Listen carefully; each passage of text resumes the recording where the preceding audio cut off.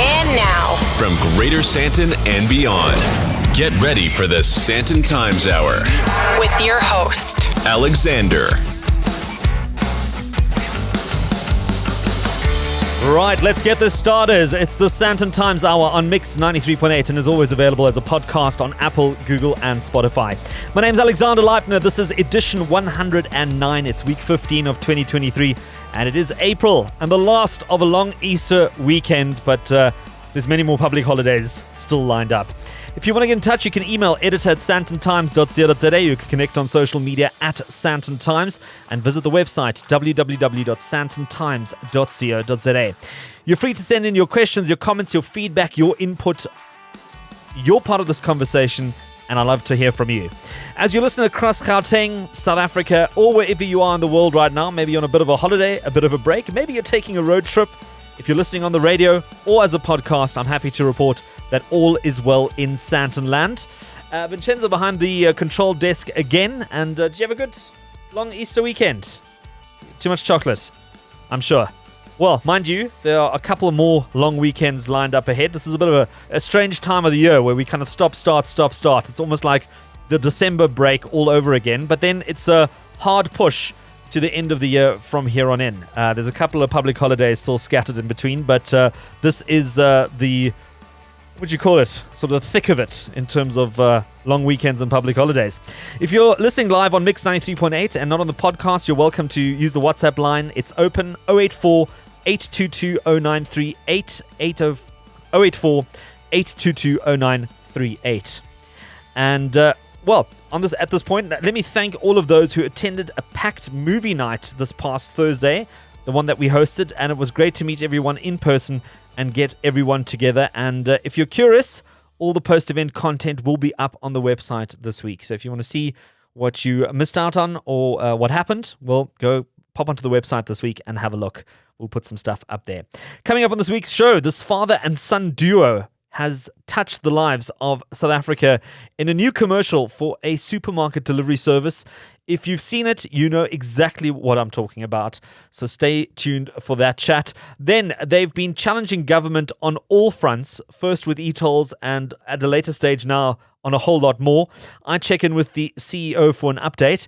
Then next, ever met a liar, been a liar, or like the way you lie?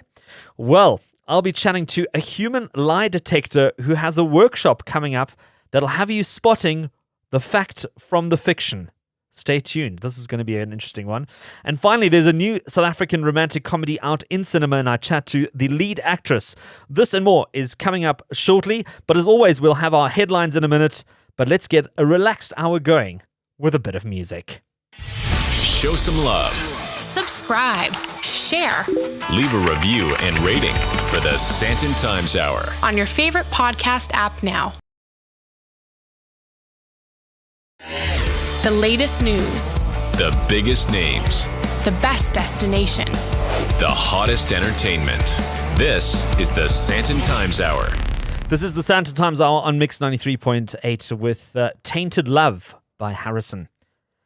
Do we have some headlines for this week? Oh, we do.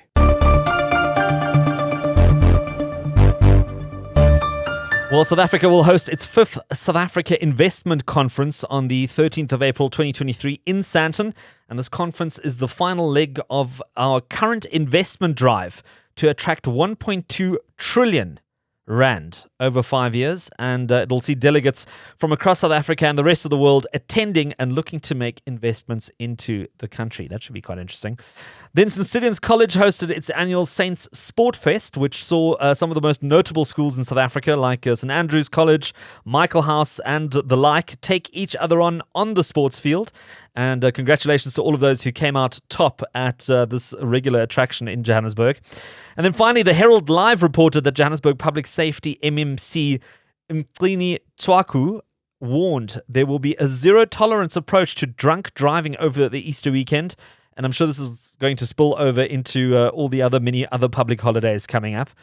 Twaku launched the City of Johannesburg's Easter Road Safety Campaign, a joint initiative by the Public Safety Department, the JMPD, and then also the emergency medical services. And the campaign aims to encourage the public to renew their vehicle license discs, renew their driver's licenses, and visit their nearest vehicle testing stations for roadworthy tests before they head out on the road. And in the MMC's words, we want roadblocks everywhere, Sandton, Midrand and Rosebank, and ensure that our people are safe. Once individuals see police visibility, they tend to be disciplined. I think if you are traveling on the roads over the next couple of days and weeks, do make sure your car is in good order and you get to where you want to go safe and secure and back again and have a fabulous break. Let's leave the headlines right there for this week. If you've watched the latest Checkers 6060 digital content piece online, you'll enjoy this next conversation. I'm joined by Thabiso and Oratilwe Phiri right after the break. The best of Sandton and beyond. You're listening to the SANDTON Times Hour. The best of talk and music in 1 hour. This is the SANDTON Times Hour. Well, as we kick off the SANDTON Times Hour on Mix 93.8 and on podcasts this week, I came across this really great ad, and I don't know if you guys have seen this. If you shop with Checkers 6060, you might have received an email, or if you follow them on social media or any of the other platforms, you might have seen this really stunning piece of work where a young motorbike athlete enthusiast gets to meet Brad Binder, one of South Africa's most notable motorbike athletes. And it's a really touching story. I mean, I don't know. I was touched in ways I didn't think I was going to be touched by this video. And it was just beautifully put together. I think one of the big parts of this particular clip, and we're going to put it up on the SANDTON Times website if you haven't seen it, so you can catch up on it. I'm not going to play it all now because it is actually quite a long a piece of creative work. But one of the touching parts in there is this relationship between the father and the son, which is Thabiso and Oratilwe Phiri. And they join me on the line right now. And Thabiso and Ora, it's great to have you on the SANDTON Times Hour. Thank you so much. Thank you. So, I mean, Ora, to kick this off, I mean, what's life been like since this clip of you meeting Brad Binder went viral on TikTok and Facebook and all over? I've gotten a lot of messages and a lot of congrats, a lot of praises, and a lot of fame as well from this. All right, well, that's fantastic. And Thabiso, I mean, what really touched me about this particular clip, I mean, obviously there was Ora meeting Brad, which was, a special moment in that entire, and the build-up to that entire story.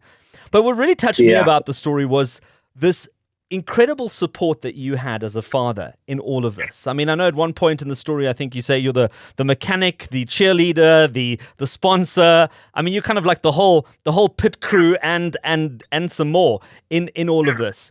How did you find a passion to start getting into supporting your son with motorbikes and a sport that is actually very fast and quite scary and quite dangerous at the best of times?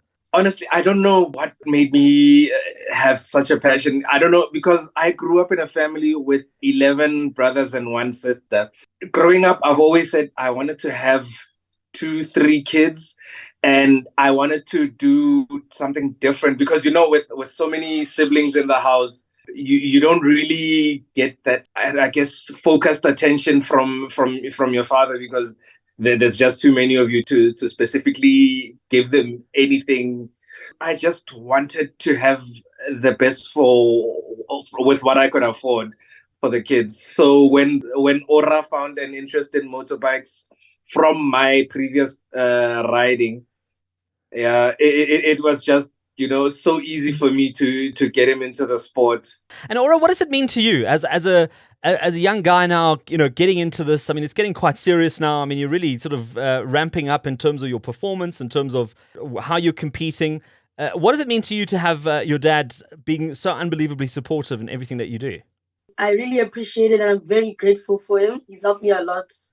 Thabiso, it's not a cheap sport, this. I mean, it is quite an expensive exercise. How do you manage to keep this going? I mean, do you bring in sponsors? I mean, do you do fundraising around this? I mean, does the sport at least have some good winnings if you do win something? Unfortunately, at the moment, myself and my wife are the kids' sponsors. Sometimes Granny will help us here and there, but we are the main sponsors, and it's unfortunate. Racing locally doesn't bring in the money yet. He has to find his way overseas. And which is why, when Checkers 6060 helped us with the video, it was such a great opportunity to get Ora's name out there and get him recognized. And hopefully with that, bring in sponsorship, because the only way for him to make it big in the sport is to make it overseas, like Brad and his brother. Unfortunately, South Africa, there is no money in the sport. We put in the money. Yeah. Well, listen, I hope you, your wife, and the granny get their name on the bike somewhere, like as a key sponsor to this. I think you should demand for that. Thabiso, how did this come about with Checkers 6060? How did that entire campaign come together? Funny enough, we've been trying to get sponsorship. So I was at the gym. After taking my shower after gym, I just went into my LinkedIn. I don't know why, because I don't normally check my LinkedIn. And there was a message from one of the guys from the advertising agency for Checkers 6060. And they sent me, when you see something like that, you think, you know what? Somebody's saying they want to do something. I'm like, and then they start mentioning Checkers 6060. I'm like, no, these people are, this was probably some sort of scam. I showed it to my wife. And we responded, and they responded basically same day. And that's when the ball started rolling. And they said, you know what? They found a video of myself and Ora from a few years back when we did an interview for a news channel after Brad won his first MotoGP race. So that's basically where it began. And that's how Checkers got a hold of us.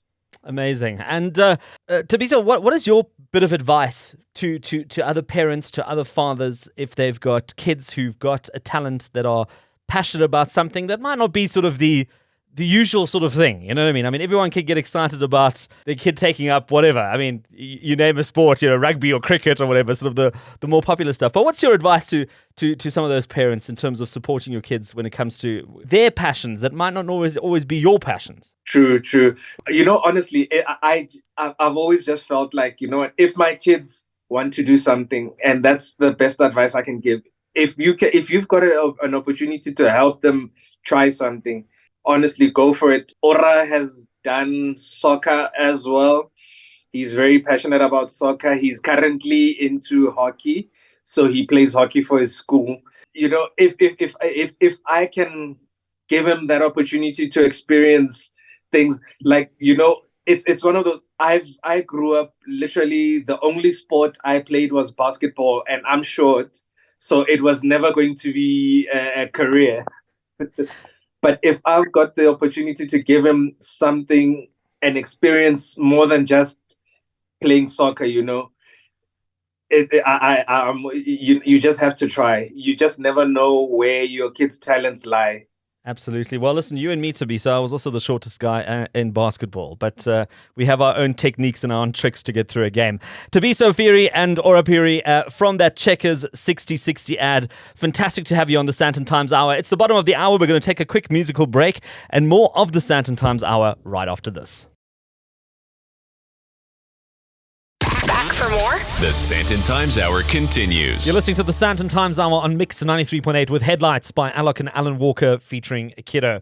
Taking to the second half of the SANDTON Times Hour, my name is Alexander Leibner, and you know how this works. If you listen regularly, if there's anything that you heard on the show but didn't get all the details, you can visit the show notes on www.sandtontimes.co.za for a detailed breakdown of everything you heard on the show. If you need contact details, more information, it's all there. Also, be sure to check out the social media accounts at SANDTON Times and feel free to engage with a tweet, a WhatsApp, a DM, a voice note, or whatever suits you. And you can also use the hashtag SANDTON Times Hour. Well, an organization that we've heard from over the years is called OUTA, Organization Undoing Tax Abuse, and their leader is CEO Wayne Duvenage. And I thought, well, it's a good opportunity to touch base with him in light of a lot of developments that have been happening on the OUTA front. And Wayne, thank you so much for joining me on the SANDTON Times Hour. Pleasure. Nice to be with you. Wayne, tell us a little bit more about OUTA. I think a lot of people had heard about it during the time of tolls in Gauteng. I think that was sort of the the big action call at the time. That has now become sort of almost part of road history. Where is OUTA at now?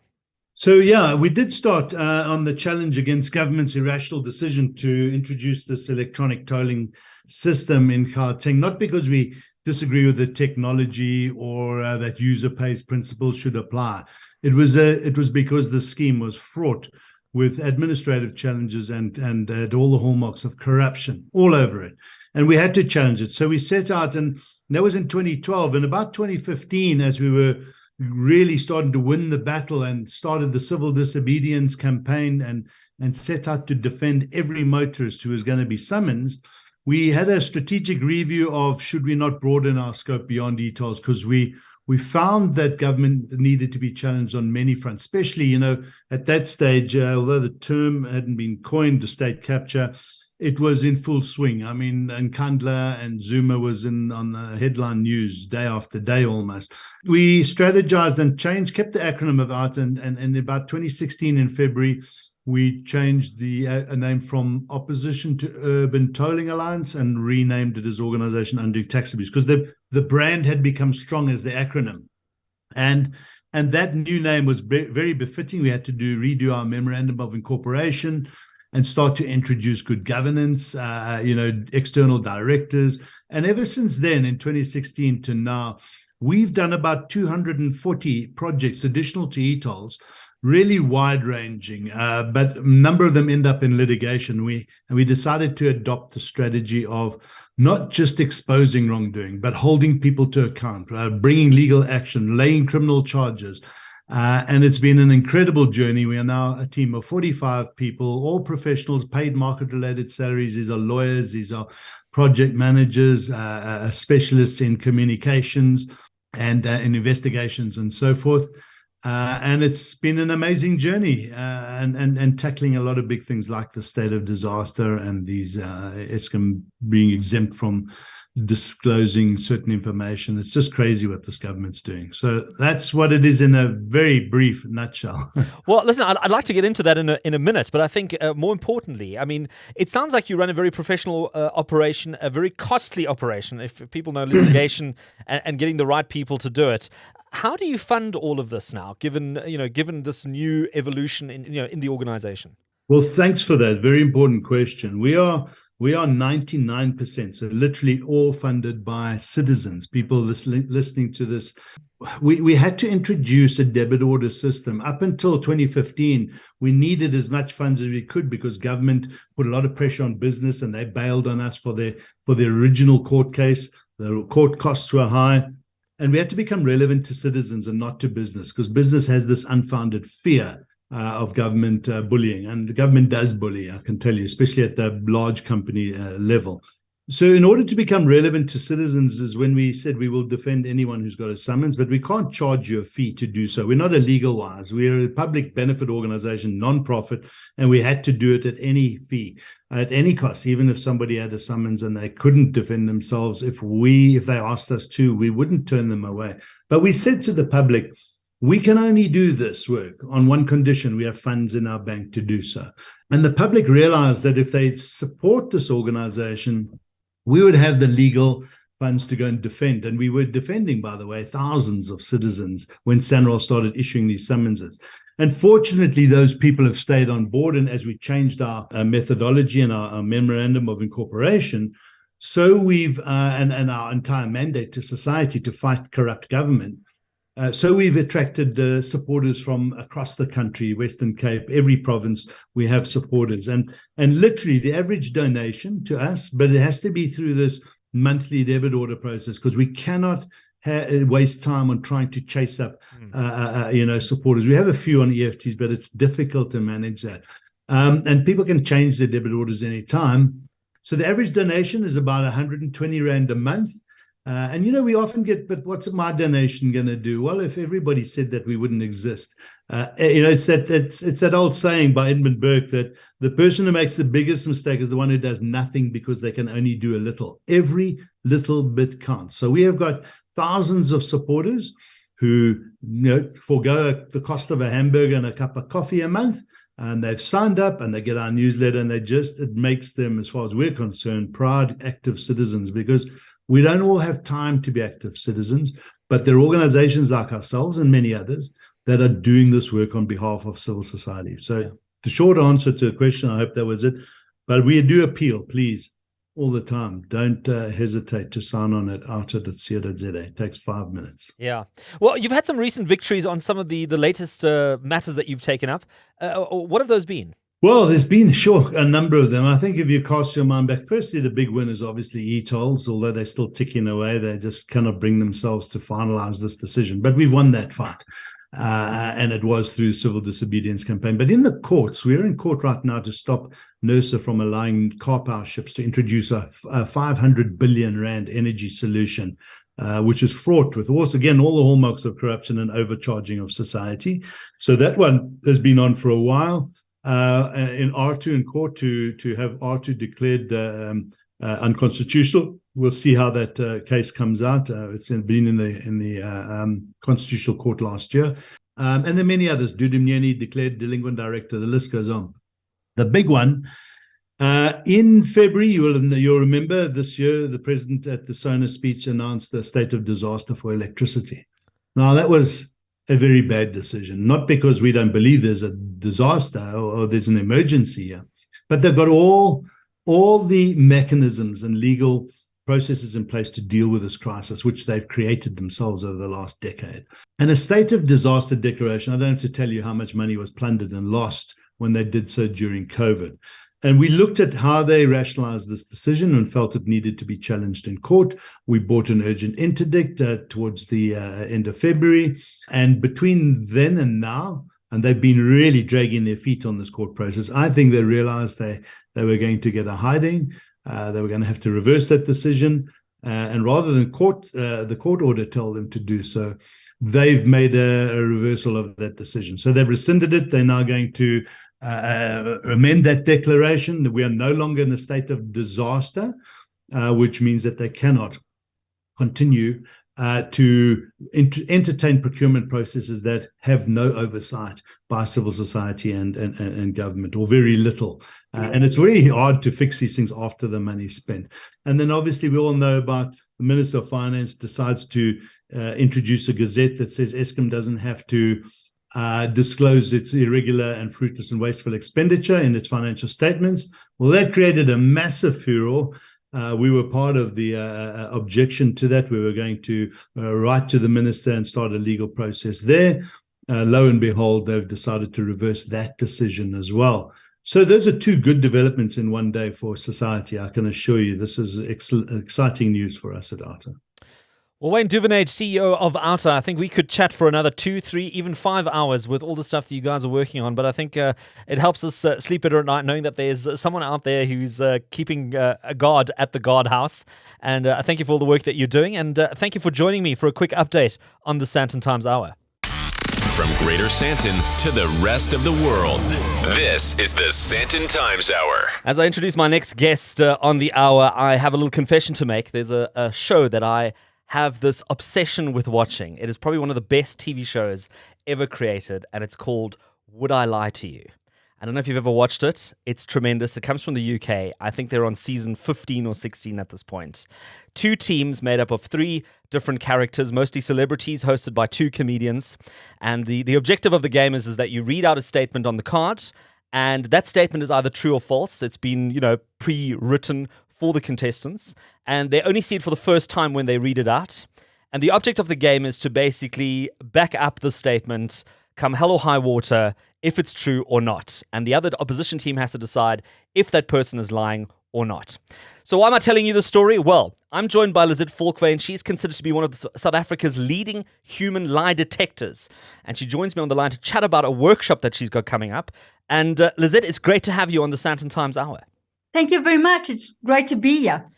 Your workshop is called I Can See You Lie, which already puts, I think, the fear of God into a lot of people, because I think most people, at the best of times, as honest as they want to be, do have moments where they try and either they're driving through a roadblock and they might have, they might have forgotten to renew their license or something, and they kind of have to do a bit of a what most people would call a white lie, just to kind of make them feel a bit better. But what is the objective of this workshop? Well, the object of this workshop, and this is the biggest mistake all of us do, we tend to go for the down and dirty information and think I'm going to know exactly if my husband or my wife is cheating on me.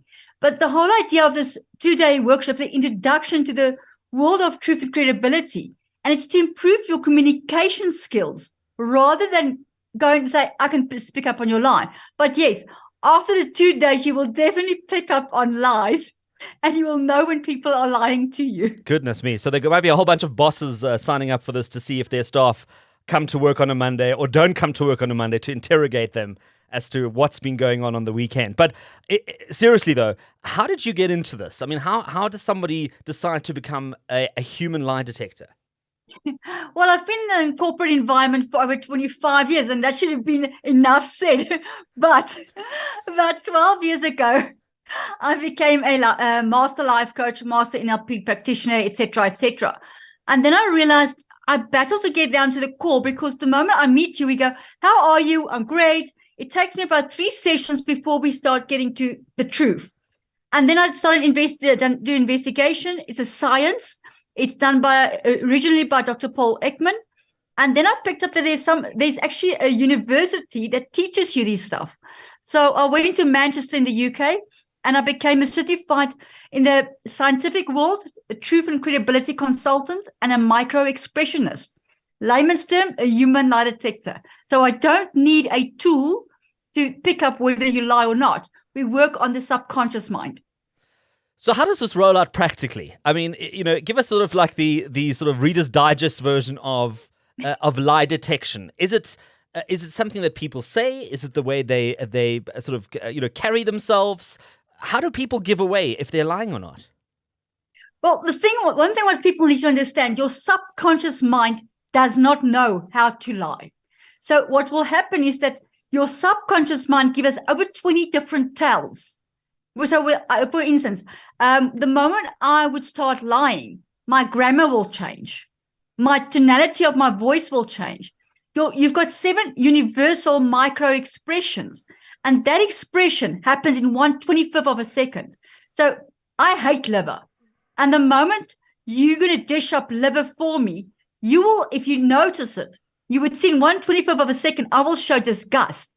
But then my brain would say, my conscious mind would say, Lizette, be polite. And I will smile and say, thank you, this is lovely. But my tonality changed, my micro-expression changed, and that's what I look for.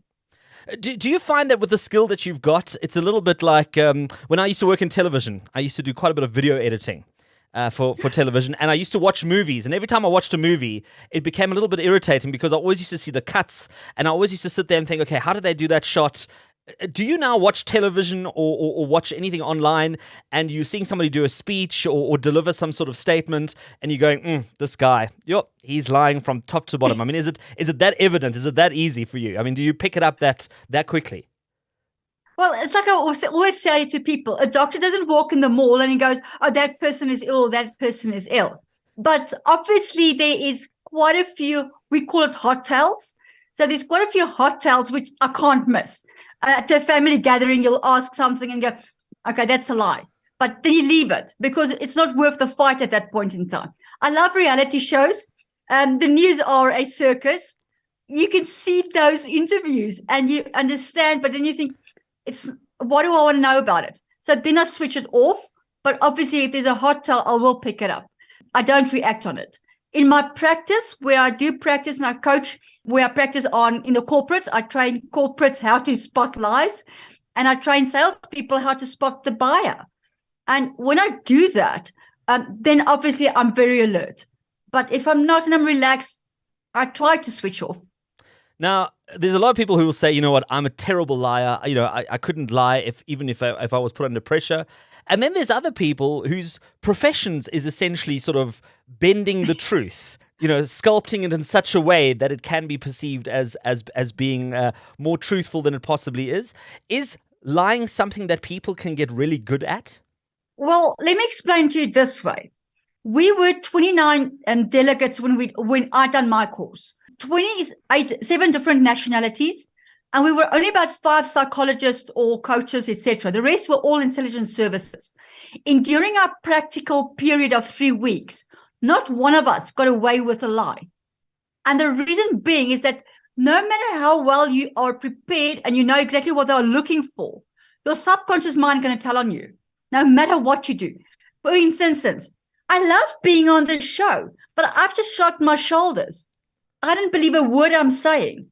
So immediately when I ask you a question, you go, yes, I like that. I'm going to question why you don't believe it. And then I'm going to ask further questions about it.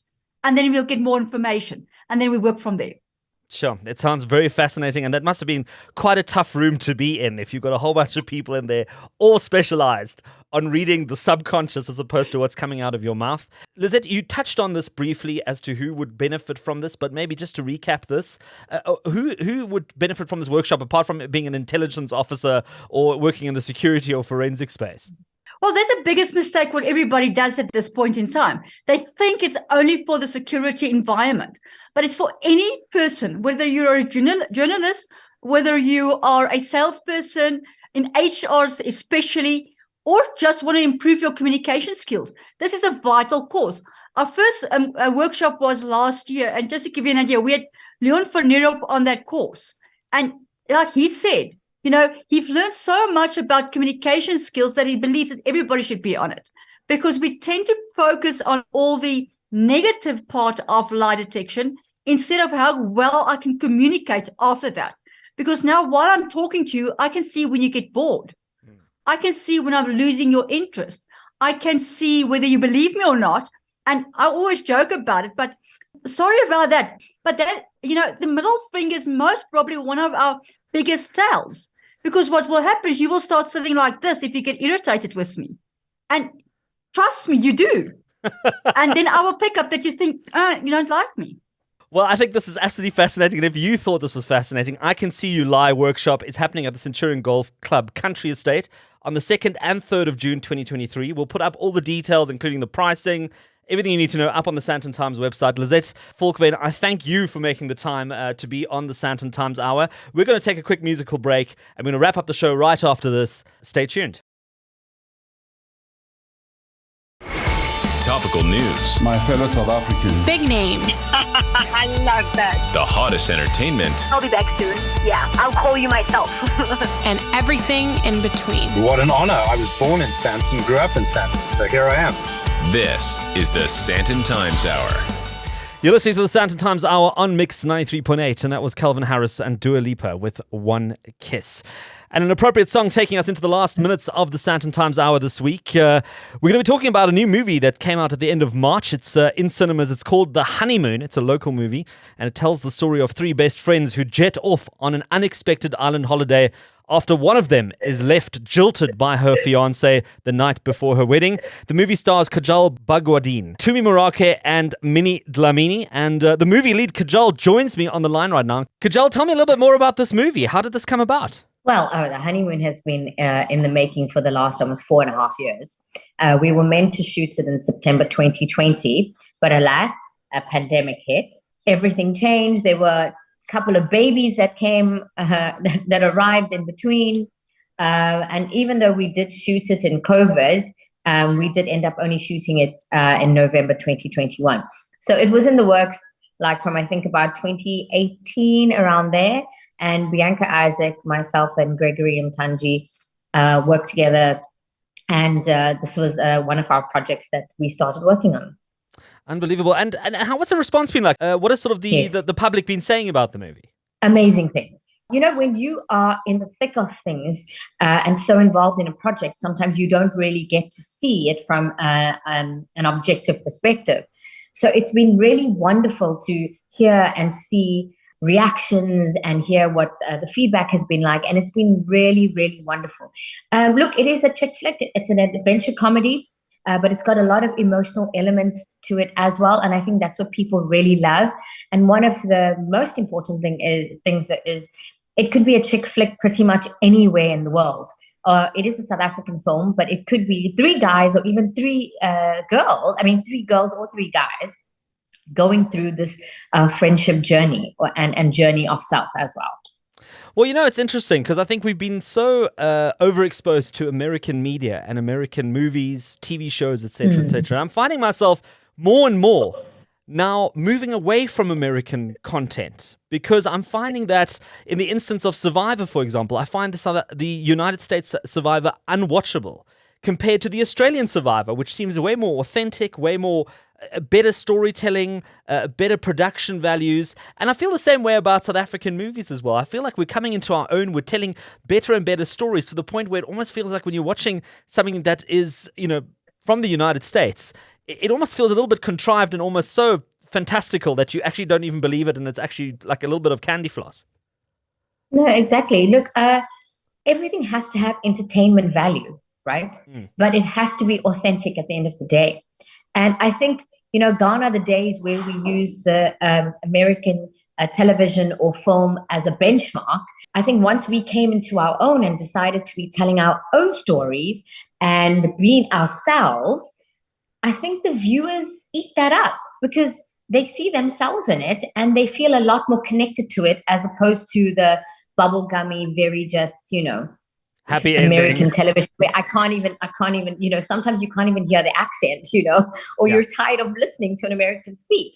And I think that's where what happened with the turning point was pretty much that when we decided to start telling our own stories, being ourselves, and not necessarily the stereotypical ones. Someone asked me in an interview yesterday about, being a South African of Indian descent and what it's been like. And I must tell you that 10, 15 years ago, when I would do TV roles, they were all very stereotyped. They were all about the Indian girl who went to Johannesburg, to work in the big city. She fell in love and then her parents were like angry and then they decided to, hook her up with somebody as an arranged marriage. That does not happen ever. That probably happened 50, 60 years ago. It didn't even happen to our parents. So gone are those days, even in South African television and script writing. We're not telling those stories anymore because we're not just putting an Indian face or a black face or an Afrikaans face or a white face or whatever it is as a token character. We are actually telling our stories and we have a lot to say and we have a lot of authenticity woven into our tapestry. Well, it's certainly exciting times, and I think it's going to get better as we go along. You also shot this in Zanzibar, a large part of this movie. What was it like shooting in Zanzibar? It was phenomenal. Look, it was shooting in another country as an independent film company is very difficult and challenging, but we were really blessed to have a wonderful team on that side as well, a strong team, a South African team with us, and a really beautiful background. The thing about Zanzibar is the people are incredible, the views are incredible, the town is amazing. Everything is just sort of like, it's a bit rustic, but it's got a lot of character. And I think it really suited this film. And, we sort of changed locations because of COVID and there were a lot of last minute changes, but I think everything happens for a reason. And Zanzibar happened at the perfect time.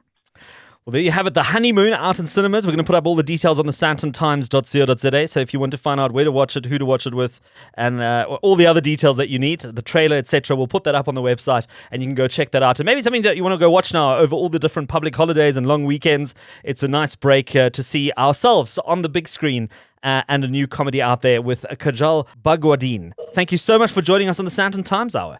Thank you so much for having me. And that's it for the SANDTON Times Hour on Mix 93.8, and as always available as a podcast on Apple, Google and Spotify. If you want to get in touch, you can email editor@sandtontimes.co.za. You can visit the social media networks at SANDTON Times or visit the website www.sandtontimes.co.za, and feel free to send through your questions, your comments, your feedback and your input.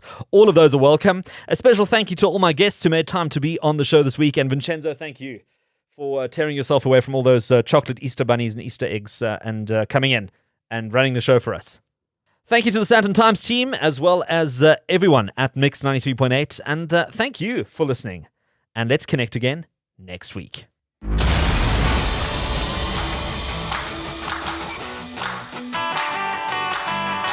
That's it for this week. Thanks for listening to the SANDTON Times Hour. And if you enjoyed it, be sure to share it.